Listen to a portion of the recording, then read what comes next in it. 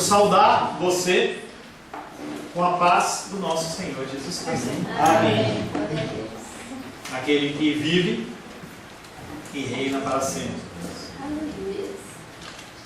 Fechamos a nossa semana, que se iniciou na sexta-feira pela manhã, em que nós começamos falando sobre como era a Páscoa na época dos judeus, falando um pouco de Êxodo.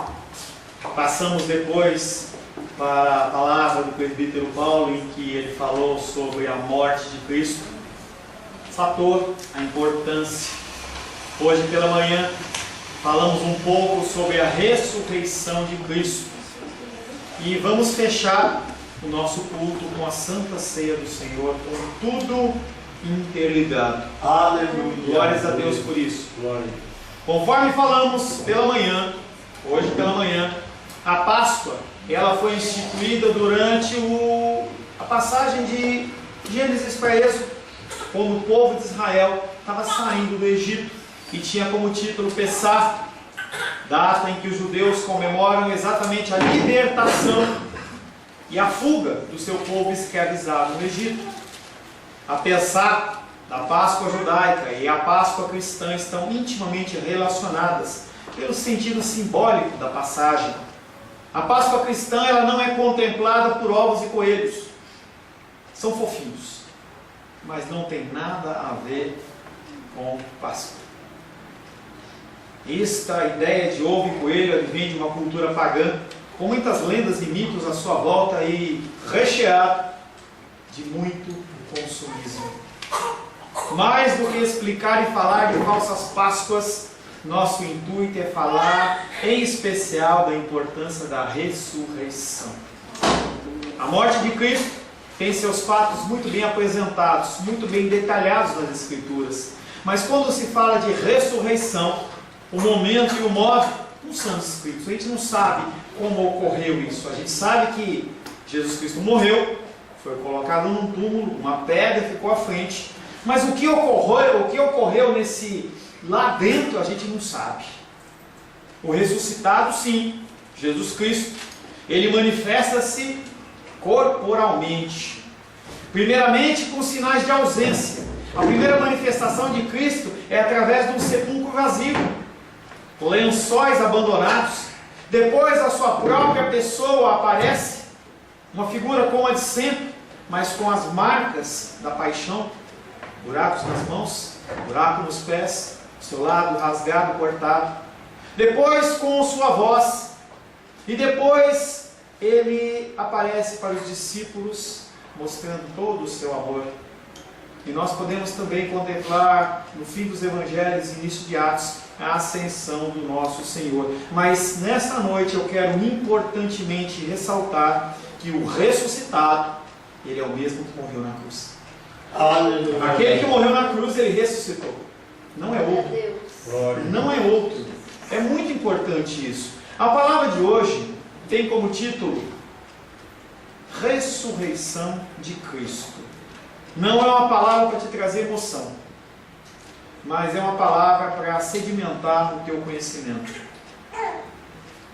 Eu quero, com a palavra de hoje, que você possa alinhar um pouco as estruturas do teu conhecimento cristão, te dar um pouco mais de munição para você poder conversar com as pessoas a respeito de Cristo.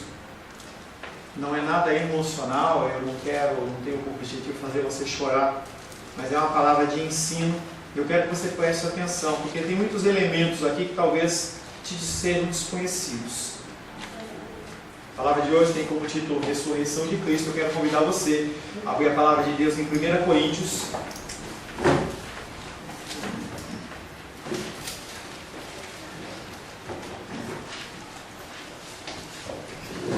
Capítulo 15.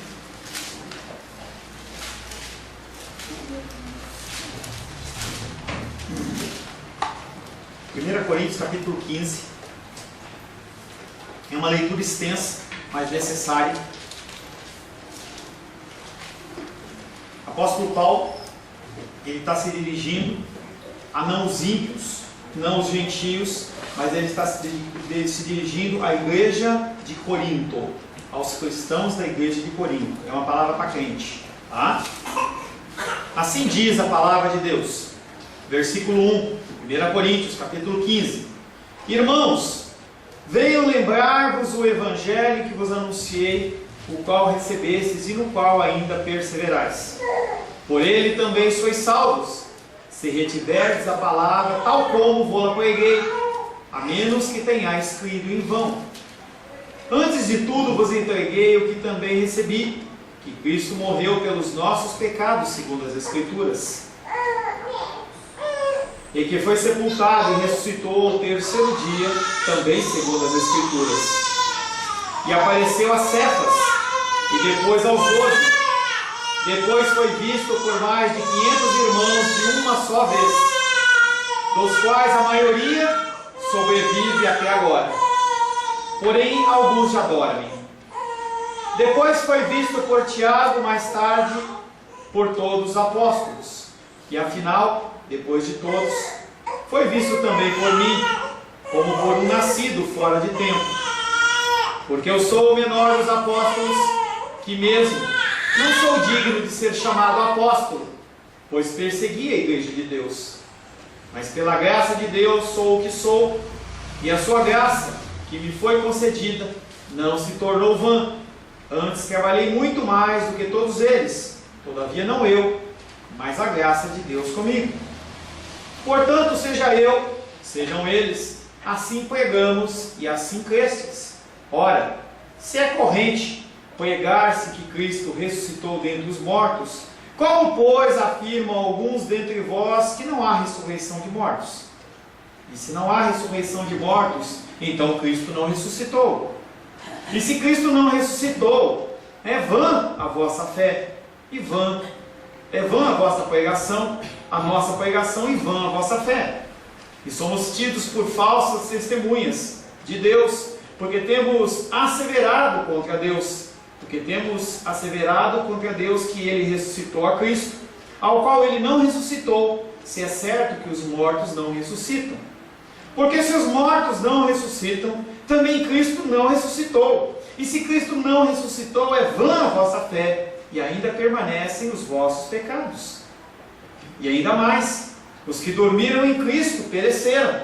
Se a nossa esperança em Cristo se limita apenas a esta vida, somos os mais infelizes de todos os homens. Mas, de fato, Cristo ressuscitou. Aleluia? Aleluia. Dentre os mortos, sendo Ele as primícias dos que dormem. Visto que a morte veio por um homem, também por um homem veio a ressurreição dos mortos. Porque assim como em Adão todos morrem, assim também serão vivificados em Cristo. Aleluias.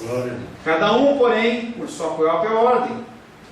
Cristo, as primícias, depois os que são de Cristo na sua vinda. E então virá o fim, quando Ele entregar o reino ao Deus e Pai, quando houver destruído todo o principado, bem como toda a potestade e poder, porque convém que Ele reine, até que haja posto todos os inimigos debaixo dos seus pés. O último inimigo a ser destruído é a morte. E a morte foi destruída, né, Seba? Aleluia. Porque todas as coisas sujeitou debaixo dos pés. E quando diz que todas as coisas lhe estão sujeitas, certamente exclui aquele que tudo lhe subordinou. Quando, porém, todas as coisas lhe estiverem sujeitas, então o próprio Filho também se sujeitará àquele que todas as coisas lhe sujeitou, para que Deus seja tudo em todos. De outra maneira, que farão os que se batizam por causa dos mortos? Se absolutamente os mortos não ressuscitam, por que se batizam por causa deles? E porque também nós nos expomos a perigos a toda hora. Dia após dia morro. Eu o protesto, irmãos, pela glória que tenho em vós outros, em Cristo Jesus nosso Senhor. Se como homem lutei em Éfeso com feras, que me aproveita isso? Se os mortos não ressuscitam, comamos e bebamos, que amanhã morreremos. Não vos enganeis, as más conversações corrompem os bons costumes. Tornai-vos à sobriedade, como é justo, e não pequeis, porque alguns ainda têm conhecimento de Deus, e isso digo para vergonha vossa. Mas alguém dirá: como ressuscitam os mortos e em que corpo vêm? Insensato! O que semeias não nasce se primeiro não morrer. E quando semeias, não semeia o corpo, que há de ser mais o simples grão, como de trigo, ou de qualquer outra semente. Mas Deus lhe dá corpo, como lhe aprouver dar, e a cada um das sementes o seu corpo é apropriado. Nem toda a carne é a mesma, porém, uma é a carne dos homens, outra dos animais, outra das aves, outra dos peixes. Também há corpos celestiais e corpos terrestres, e sem dúvida, uma é a glória dos celestiais e outra dos terrestres. Uma é a glória do sol, outra é a glória da lua, outra das estrelas, porque até entre estrela e estrela há diferenças de esplendor. Pois assim também é a ressurreição dos mortos. Semeia-se o corpo na corrupção, ressuscita na incorrupção. Semeia-se em desonra, ressuscita em glória. Semeia-se em fraqueza, ressuscita em poder. Semeia-se corpo natural, ressuscita corpo espiritual. Pois assim está escrito: o primeiro homem foi feito alma vivente, o último Adão, Jesus Cristo, porém, é espírito vivificante. Aleluia. Glórias a Deus. Aleluia. Esta é a palavra do Senhor.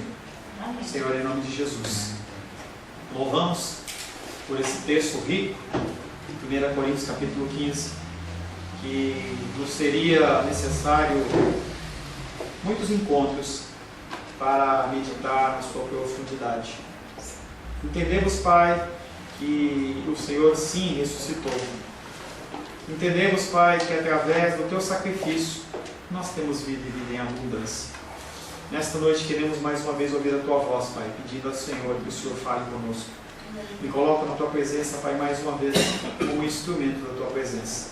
Sem capacitação, sem, Pai querido, direito de estar aqui à frente, mas me coloco como um vaso que o Senhor possa me utilizar, Pai, para matar a sede dos Teus filhos e das Tuas filhas. Desde já peço perdão ao Senhor por toda falha da minha exposição e peço que o Senhor possa, Pai, testificar a palavra em cada coração, para a glória e louvor do Teu nome, em nome de Jesus. Amém. Jesus ressuscitou. Aleluia. Aleluia. Palavra de pela manhã não é regra, mas não deveria ser regra. Nós temos que glorificar mais a Deus. Nós temos que concordar com as orações. Nós temos que falar amém, glória a Deus, aleluia. Porque alguém está mandando, ou porque alguém está falando assim, fala aí, dá glória a Deus aí. Não. Nós temos que deixar o nosso coração, ele ser um coração aberto à ação do Espírito. E se você deseja ficar em silêncio, fique em silêncio. Se você deseja falar glória a Deus, fale glória a Deus, fale aleluia, fale amém.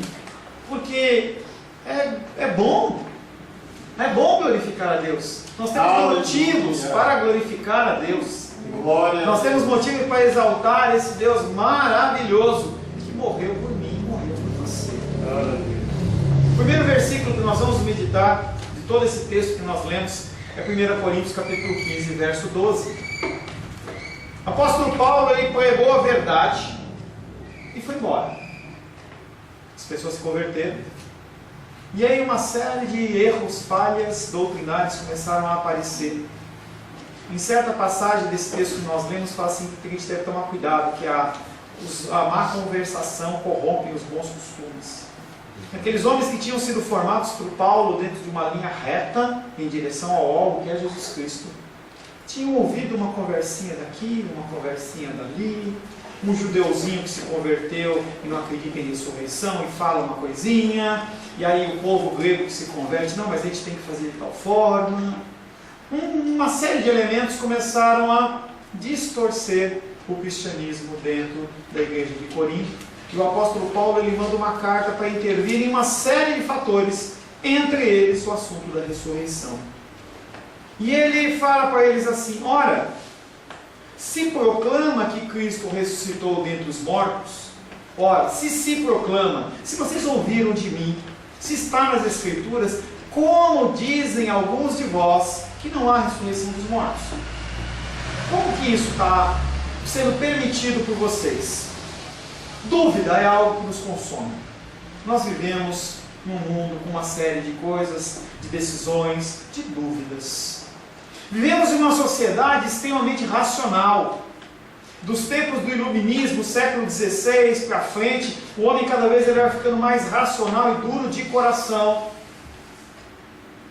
E esse povo racional adora fazer chacota em relação a assuntos sobrenaturais. Interessante que ninguém faz piada sobre a farofa do macumba. Ninguém faz piada quando a pessoa vai lá em Pirinópolis e vai procurar os ETs. Mas se a gente fala das coisas espirituais como que Jesus Cristo ressuscitou, a gente é motivo de piada. Não era diferente nos tempos de Paulo. E em Corinto, havia cristãos que afirmavam não haver ressurreição dos mortos. Para o apóstolo dos gentios, que havia proclamado Jesus e a ressurreição de maneira tão clara, tal dúvida para ele era espanto. Ele ficou assustado quando essa história chegou aos seus ouvidos. É verdade que ele havia decidido pregar uma mensagem única: Jesus Cristo e Jesus Cristo crucificado. Essa era a tônica da mensagem de Paulo. Ele não pregava fábulas, historinhas. E nós cantamos uma música aqui que eu não sei se você prestou atenção naquilo lá que você falou, que você vai carregar, que eu amo a mensagem da cruz. A mensagem da cruz não é alaô, não é Macarena, não, a mensagem da cruz é sofrimento. Glória a Deus. É sofrimento. E as pessoas que amam a mensagem da cruz são os verdadeiros cristãos. Aleluia. E o apóstolo Paulo, entendendo isso, ele pregava apenas uma mensagem. E se você às vezes se cansa de eu falar de João todo domingo, o apóstolo Paulo ele falava sempre a mesma coisa: Jesus Cristo e Jesus Cristo crucificado. Não tem outra mensagem. Não há outra coisa importante a se falar. 1 Coríntios 2:2: porque eu decidi nada saber entre vós, nem filosofia, nem historinha, nem nada disso, mas senão a Jesus Cristo e a este crucificado. Contudo, por mais que ele tenha enfatizado o sentido da cruz, esses dois eventos, ressurreição e crucificação, eles não podem ser separados. É algo que se completa. É como o cristianismo sem sofrimento, como o cristianismo sem perseguição, como o cristianismo sem dedicação. Não existe, não há essa possibilidade de você dizer: eu sou cristão, mas do meu jeito. Não há o seu jeito, porque você não é Deus. Há o jeito dele, e só o jeito dele que vale. Contudo, por mais que se tenha enfatizado o significado da cruz, não tem como separar os dois. Inseparáveis no seu ensino e no seu pensamento. Uma coisa ligada com a outra. Ele pregava Jesus crucificado, mas também o Jesus Cristo ressuscitado. Como algum cristão pode rejeitar a ressurreição dos mortos? O que teria dado lugar a essa tão grande incredulidade? O que aqueles homens criam? O que você crê? O que passa no teu coração? Qual é a sua crença? Eu acho Jesus legal. Eu acho Jesus fofinho, bonitinho.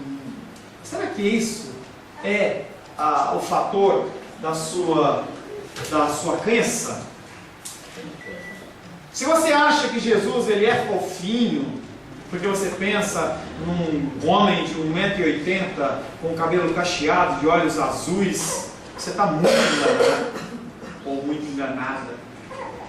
Esse juiz, esse homem, ele vai voltar como juiz. Hoje ele ainda é nosso intercessor, mas ele vai voltar como juiz. Diversas respostas são apresentadas a essa dificuldade que aquelas pessoas sentiam, que talvez seja a sua dificuldade. Primeiro, os gregos em geral, eles acreditavam na imortalidade da alma e que o corpo físico era uma prisão. É ruim a prisão do corpo. Então por que se pensar em uma ressurreição do corpo? Por quê? Segundo, a descrença da possibilidade por parte dos saduceus. Os saduceus eram uma seita judaica, junto com os fariseus, junto com os escribas, junto com os zelotes. Aqueles saduceus, eles acreditavam no cristianismo, mas falavam assim, olha, acreditavam no judaísmo, mas falavam assim, olha, a ressurreição não existe. Eu não aceito não. E alguns deles foram sendo convertidos, como gregos. E aí, o que você quer trazer? O seu pressuposto, o que eu conheço, o que eu acho que é certo e tem que encaixar no cristianismo. Não está na palavra, não tem que encaixar nada. Nós temos que nos adaptar a Ele, não Ele a nós. Aleluia. O culto não é adaptado ao seu gosto, à sua vontade, mas nós nos adaptamos a um culto que é elevado ao Altíssimo. Aleluia. Glória a Deus. Terceiro, a mesma descrença de hoje, de que um túmulo ficou vazio, é a dificuldade nossa em relação ao sobrenatural. Nós temos dificuldade com o sobrenatural. Eu lembro que em uma época eu busquei muito ver anjo.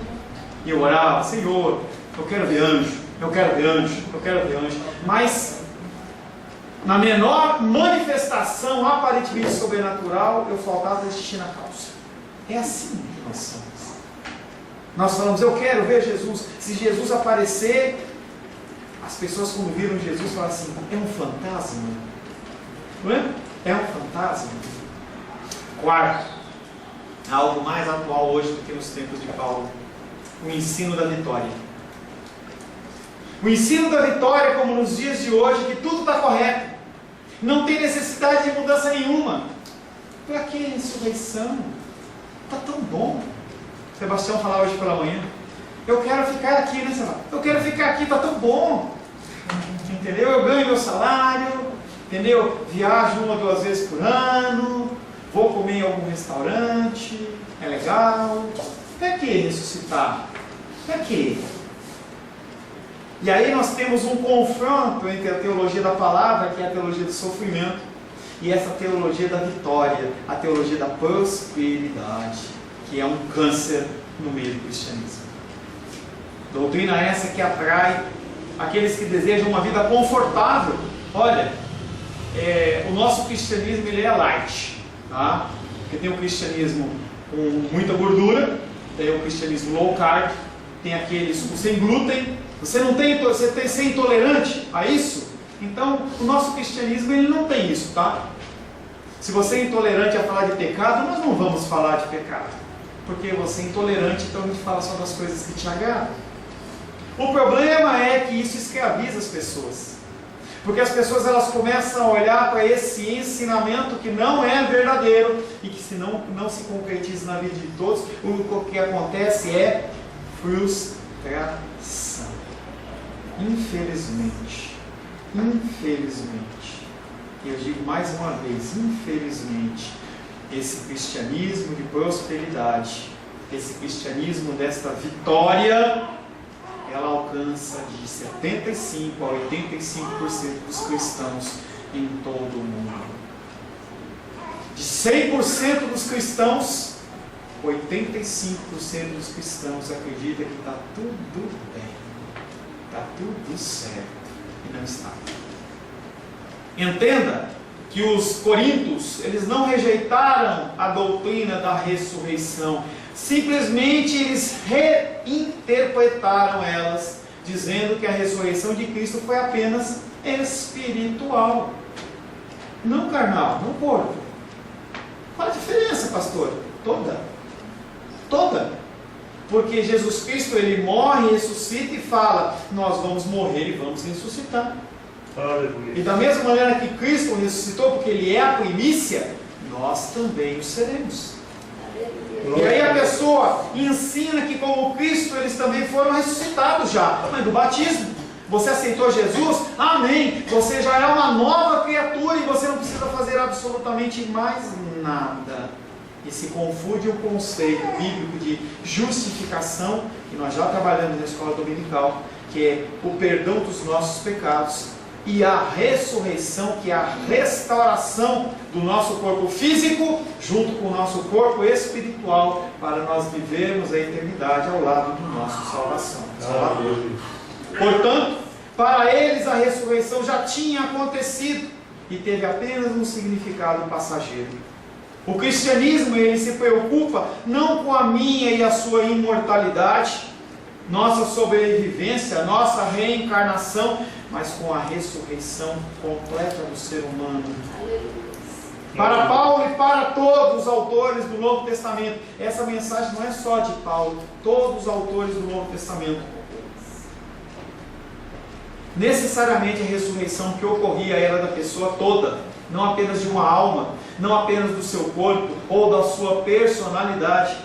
A ressurreição de Cristo que aconteceu no passado tem significado duradouro, inclusive na minha vida e na sua vida. Glória a Deus. Haverá um dia que você vai morrer. Ou haverá um dia em que Jesus Cristo vai voltar nas nuvens e vai te resgatar. Nessas duas formas, o teu corpo ele vai ser transformado. Nós vamos ficar novinho e bonitinho que nem Felipe Raeli. Jovem, hein? Disposto, hein? Pronto para correr? Hein? 20 anos, que coisa linda, né? Olha que coisa. Nós vamos ter os nossos corpos. Irmão Cláudio, nós vamos ter mais cabelo. Gente, vai ser restauração. Vamos ser restaurados. Aleluia. Para Paulo e todos os autores do Novo Testamento, a ressurreição vai ser algo duradouro para o nosso presente também. Por ter vencido a morte, Jesus Cristo não terá mais de enfrentar a morte. Não vai ter mais sacrifício. Não há mais necessidade de você se sacrificar em nada. Não, pastor, eu tenho que entregar metade dos meus bens, eu tenho que ir de joelho até não sei onde, eu tenho que fazer o caminho de Compostela, eu tenho que... Não tem, porque o sacrifício ele já foi feito. Quem fez foi Cristo. Porque eu e você não temos condição de pagar por esse preço. Glória a Deus. Hebreus 10:12 fala sobre isso. Jesus, porém, tendo oferecido para sempre um único sacrifício pelos pecados, assentou-se à destra de Deus. Ponto. Não tem reencarnação. Você não vai voltar na outra reencarnação como sardinha, na outra como cachorro, na outra como um cara que vai sofrer, na outra que você vai... Não, não tem isso. Não existe isso pelas Escrituras. Em todo o Novo Testamento, a ressurreição é vista como a demonstração maior do poder de Deus sobre a morte e a concretização, mais uma, das promessas de Cristo sobre a minha vida e a sua vida. Graças a Deus. 1 Coríntios 15:3 é o segundo versículo, nós vamos até o 15. E se não há ressurreição de mortos, também Cristo não ressuscitou. Entendo que Paulo não está com dúvida. Ele está entrando no raciocínio daqueles homens para explicar e desconstruir. Ele fala, e se não há ressurreição de mortos, também Cristo não ressuscitou. E ele vai falar a implicação disso. Se não existe algo que possa ser chamado de ressurreição, então Jesus não triunfou sobre a morte. A morte venceu. Se os mortos não ressuscitam, então Jesus está morto. Presume-se que os hereges de Corinto nunca pretenderam sugerir que Jesus ainda estivesse morto. Paulo, no entanto, enfatiza, se você está falando que ele não ressuscitou, ele só pode estar morto. Aqueles homens não falam abertamente, Jesus está morto, está no túmulo ainda. Mas eles afirmam que ele não ressuscitou, não tem meio termo. O cristianismo não tem meio termo. Ou você é, ou você não é. Ou você crê, ou você não crê. Aleluia. Paulo, no entanto, enfatiza a falta de lógica da posição deles, a fim de revelar a eles o perigo. A verdade que procede de Jesus é sempre coerente e está solidamente estruturada na palavra de Deus, e ela não se contradiz nunca. Se há alguma possível contradição, você pode ter certeza que o erro é meu, o erro é seu, e não o erro das Escrituras. Nós entendemos errado. Naturalmente, a verdade em si não está em perigo. A verdade, ela é a verdade. Se você acredita ou não acredita, se você quer viver ou não quer viver, o problema é meu, o problema é seu. Mas a verdade, ela não é transformada. A verdade não está em perigo, porque ela permanece para sempre, eterna, inabalável. Aleluia. Lucas capítulo 16, 17 diz, é mais fácil passar o céu e a terra do que cair um tio sequer da lei. Graças a Deus. Leis são as Escrituras. É mais fácil esse céu sumir, é mais fácil a terra sumir, do que a palavra de Deus deixar de se cumprir na minha vida e na sua vida também. Aleluia. Mas se os homens como os de Corinto decidirem escolher quais aspectos da verdade vão aceitar, acabarão ficando sem nenhuma verdade, ou seja, com a falsidade. E aí está o X do problema. O X do problema é que se você começa a escolher o que você quer acreditar, se você escolhe como é servir a Deus ou não servir a Deus, se você começa a definir o parâmetro do que é cristão ou não cristão, exceto usando a palavra como o fiel, você cai na falsidade. A Bíblia ela deixa de ser a palavra de Deus para ser uma revelação qualquer. Pode conter a palavra de Deus. E quem vai definir? Será que eu e você temos a capacidade de julgar que uma coisa ela é ou não digna ou lícita? Essa atitude revela de um modo geral o perigo de se aproximar da pessoa e da obra de Jesus com alguma ideia pré-concebida. Não faça isso. Quando você vem ao cristianismo, você vem com um monte de preconceitos. Talvez você tenha vindo de uma igreja católica romana, talvez você tenha vindo do budismo, talvez você tenha meditado por um tempo em artes místicas. Se você quiser trazer esses conceitos para o cristianismo, você vai criar algo que não é o cristianismo. Quando nós estamos na presença de Deus, nós temos que ter o nosso coração aberto, para que o Senhor fale ao nosso coração e nos ensine.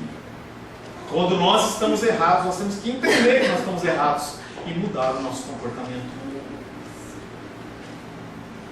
Jesus, se nós vemos Jesus com alguma ideia preconcebida sobre o que pode ou o que não pode ser verdade, o que pode ou não pode acontecer, os mortos não ressuscitam ou ressuscitam. Milagres acontecem ou não acontecem. Há vida após a morte ou não há vida após a morte. Será que a pessoa ela pode ser mudada? Não, não pode ser mudada. Hebreus capítulo 4, verso 12 fala do efeito, do poder da palavra. Não é a minha eloquência ou a eloquência de qualquer pregador, mas a palavra. Porque a palavra de Deus ela é viva e eficaz. Ela é viva porque ela não está morta. Faz referência a Cristo, ela não está morta. E ela é eficaz porque ela cumpre o propósito dela na minha vida e na sua vida. E ela é mais cortante do que qualquer espada de dois gumes e penetra até o ponto de dividir alma e espírito, juntas e medulas, e é apta para discernir os pensamentos e propósitos de coração. Queridos, queridas, o que Deus determinou vai se cumprir. Aleluia. Vai acontecer. Glória a Deus. Jesus Cristo morreu, não foi por acaso, foi o plano de Deus. Jesus Cristo ressuscitou, plano de Deus. A sua vida aos pés do Senhor, plano de Deus.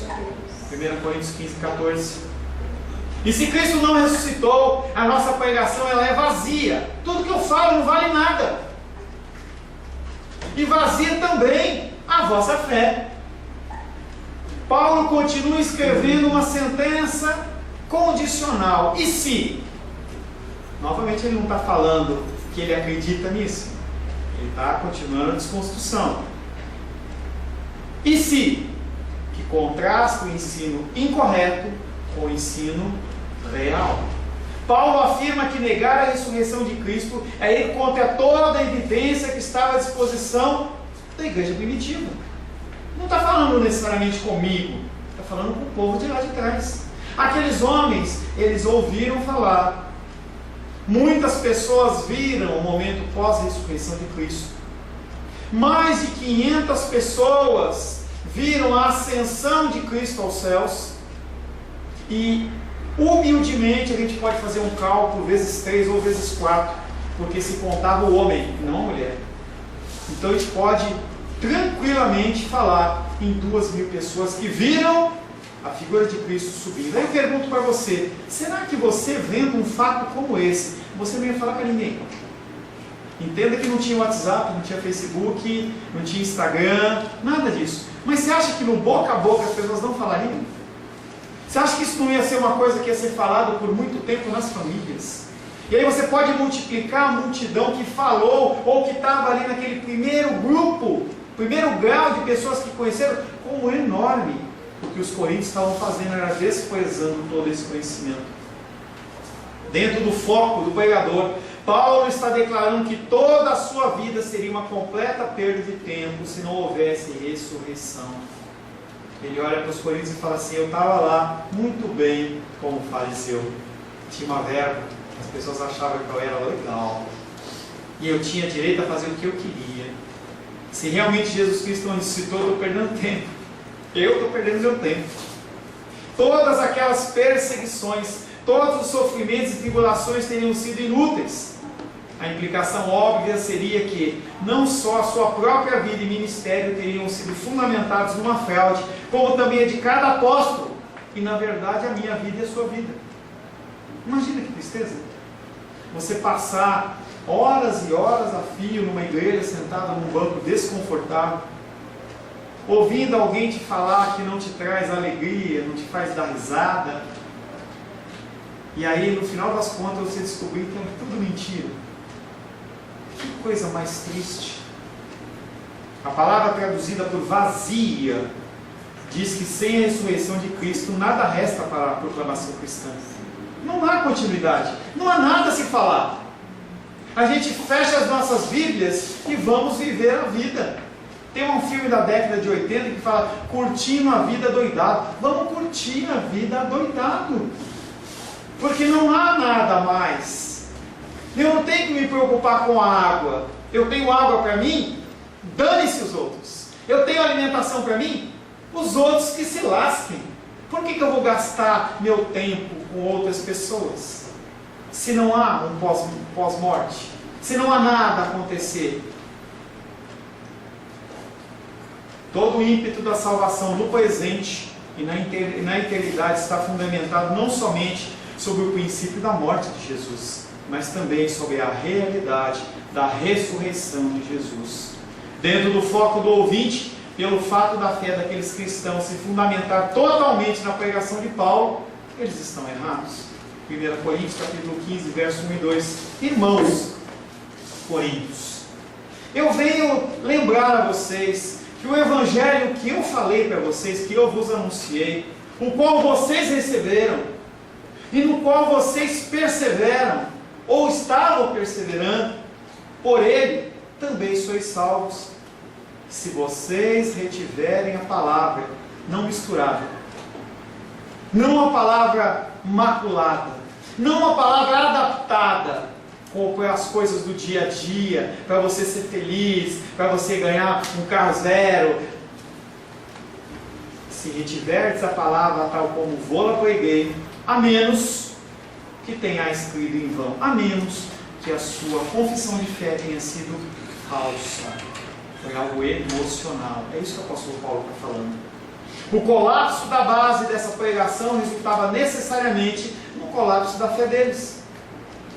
Retirando a ressurreição de Jesus, não há onde colocar a fé. Somente o cadáver podre de um carpinteiro galileu judeu que havia se tornado um rabino itinerante. Se você tira a ressurreição, Jesus Cristo está apodrecido em algum lugar, lá no Oriente Médio. Não tem sentido. Você vai colocar fé numa coisa como essa? Assim como em outras passagens, Paulo destaca que a fé nasce, primeiramente, quando nós olhamos para a cruz, mas também quando nós contemplamos pela ressurreição. A fé não é criada, mantida ou desenvolvida pela observação de nós mesmos. Você não gera fé ouvindo eu dar testemunho que eu ganhei uma casa. Você não tem fé por eu falar para você que eu fui curado do câncer. A fé vem pelo ouvir e ouvir a palavra de Deus, e ela tem que ser verdadeira. Glória a Deus. A fé não é criada, mantida ou desenvolvida pela observação de nós mesmos ou de outros. Você entende o que acontece nas igrejas, que a gente vê os testemunhos na televisão, só testemunho, que você não vê a pregação da palavra? É isso que o apóstolo Paulo está falando? Isso não firma ninguém? Isso não firma ninguém? O que firma é a palavra, o que muda é a palavra.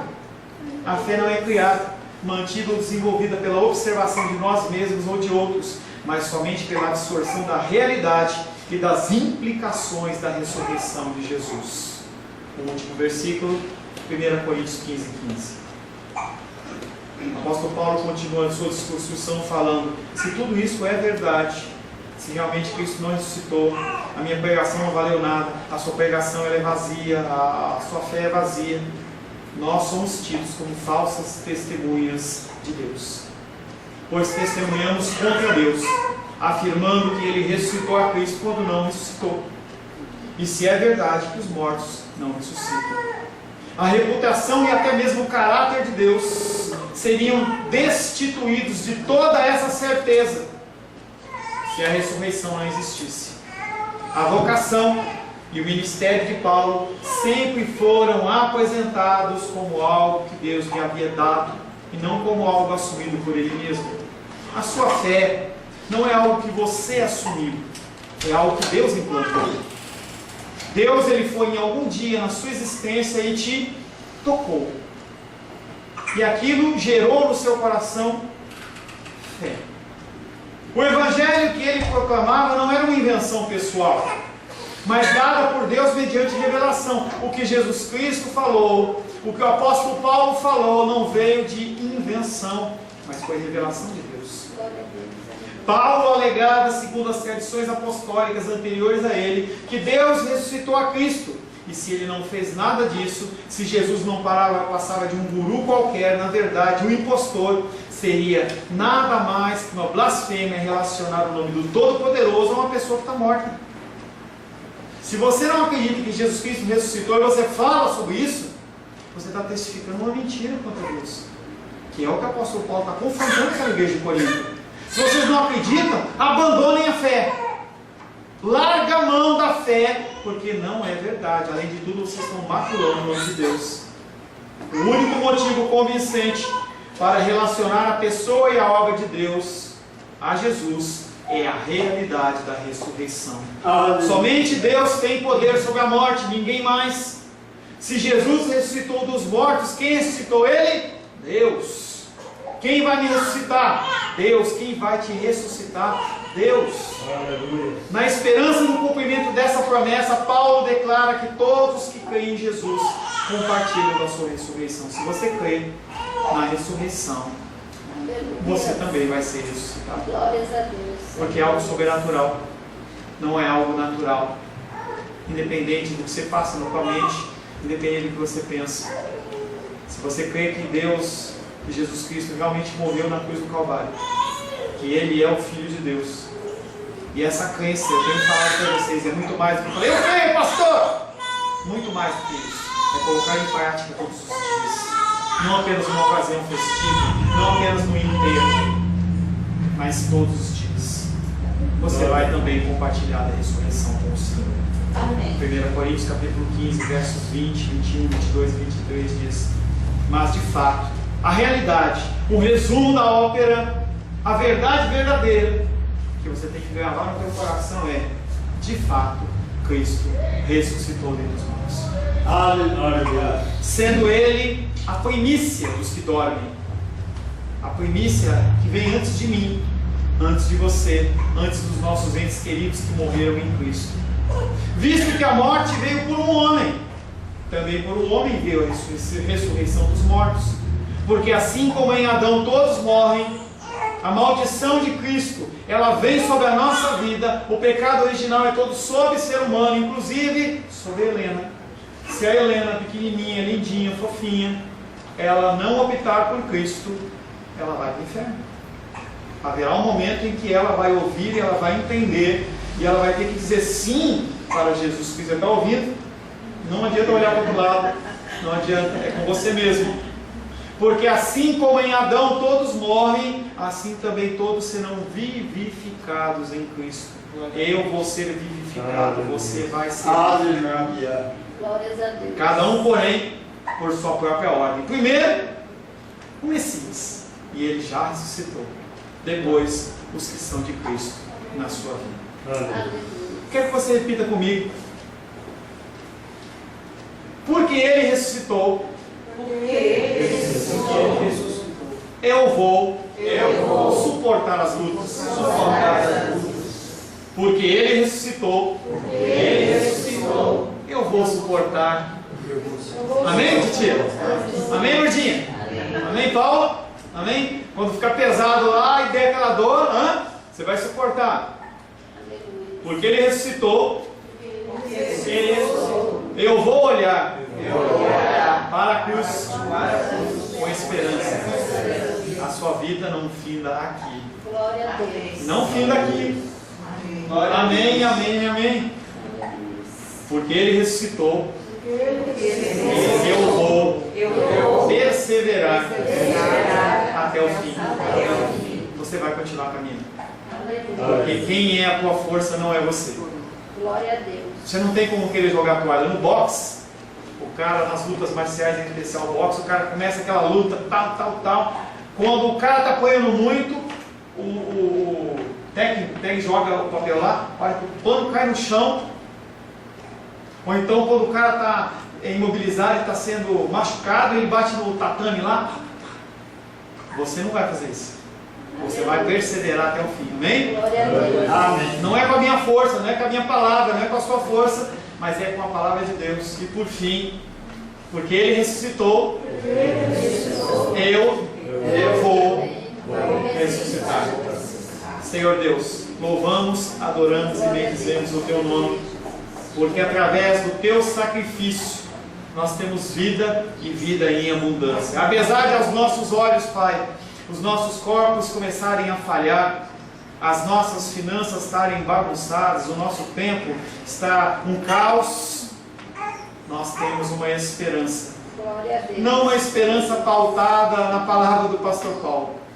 Não uma palavra pautada através de nenhum governante, nenhum político, nenhum sacerdote, mas uma palavra pautada no Rei dos Reis e Senhor dos Senhores. Aquele que é fiel e que cumpre todos os seus propósitos. A palavra de Deus em Jó 42:2 diz, Jó 42:2 diz: nenhum dos seus planos pode ser frustrado. Em algum endereço do Evangelho de João ele fala: todo aquele que o Pai me dá, eu de maneira nenhuma lançarei fora. O apóstolo Paulo diz: nem a morte, nem a vida, nem principados, potestades, nem a altura, profundidade, nada poderá nos separar do amor de Deus. Glória a Deus. Senhor, te louvamos porque a Tua palavra, Pai, nos fortifica. Te louvamos porque a Tua palavra, Pai querido, é poderosa para nos mudar e nos transformar. Continua, Pai querido, nos mantendo firmes, perseverantes nesta jornada, Pai, nos ensinando cada vez mais a nos comportarmos como filhos e filhas amadas em quem o Senhor tem prazer. E que o Teu nome possa ser glorificado através das nossas vidas, até que aquele dia o Senhor nos chame, através da morte ou através do Teu toque de trombeta entre as nuvens. De uma forma ou de outra nós iremos viver toda a eternidade com os nossos corpos renovados, restaurados, glorificando, exaltando e bendizendo o Teu santo nome. Te louvamos, Pai, em nome de Jesus. Amém. Glórias a Deus.